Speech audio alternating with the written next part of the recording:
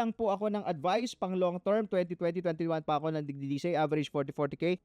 Ko po nabili. Tapos ngayon 4X na po. Kita ka, ano ba po magandang gawin? Take some profit. Ganun lang po yun. We started buying 2022. We're taking some profit now. Kung paano po kayo nag-DCA pababa, you're buying regularly, di ba, monthly? Magbebenta ka ngayon habang umaakyat. While the market is melting up, you start selling. Maybe you can start selling 10%, 20%.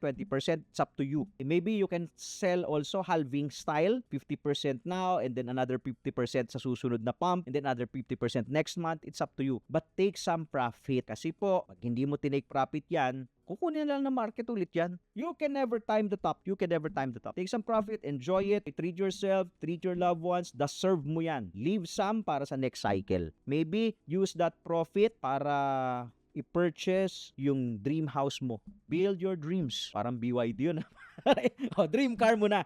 Diba? Yun lang yan eh. Sabi nga ni Manong Chavit Singson, the money you cannot spend is not yours. Kung hindi mo yung gastusin, buka mong balik sa market ngayon yan, kainin yan ng market.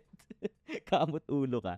Alright, so yun lang po. Napakaganda ng problema mo, Tito. Nagbodega ka, 2020, 2021. Okay, now take some profit. It's time.